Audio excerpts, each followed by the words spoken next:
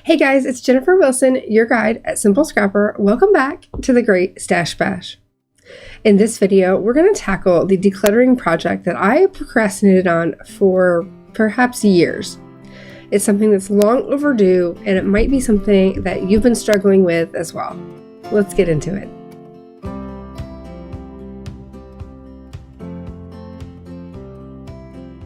So this is my dirty little secret. I have a graveyard of electronics that are no longer in use or loved.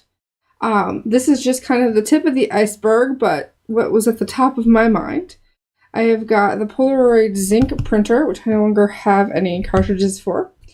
I have a Canon selfie that doesn't work very well at all. And I have the Epson PictureMate Show, which I can no longer buy refill cartridges and paper for. So I have 3 sets of electronics here with all of their parts that are really no use to me, and they've been sitting in my guest room for 2 years. And there's really no excuse because I know the answer, and that's I need to recycle these. There are often in your location, there's going to be a range of options from places that take electronics all of the time. The best place to start is with your home recycling center, whoever takes your recycling. That's the first place that I would ask. There are also often electronics recycling days, special days in your town in which an entity has arranged to take these types of things, because it's probably more common to have a day like that rather than to have a place that always takes electronics.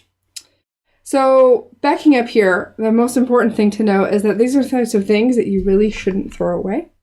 They contain lots of electronic parts on the inside, and I won't go into the science of it, but these aren't the things that you really want in a landfill. So it's important that they go to an electronics recycling facility. In this particular case, these aren't items that I would otherwise sell or donate because they just don't really have a useful life left in them. If you have electronics that are in great working order and you have all the parts, then I definitely recommend that method. But for the most part, if you have, like me, a selection of items that have been sitting around for a while and are no longer being used because they don't work right, or you can't buy parts for them anymore, you can't buy the replenishment items, then it's time to send them to recycling. Your challenge is to identify electronics recycling options in your area. Before you go, make sure to enter our giveaway for a seat in Refresh. Refresh is our 7-day online scrapbooking retreat designed to help you start fresh in memory keeping each and every season. The next session is coming up in April. To win a seat, simply leave a comment on this video sharing your progress in using up, decluttering, or organizing your stash of scrapbook supplies. You may optionally include a link to a blog post, Instagram post, or YouTube video where you're sharing this progress with others.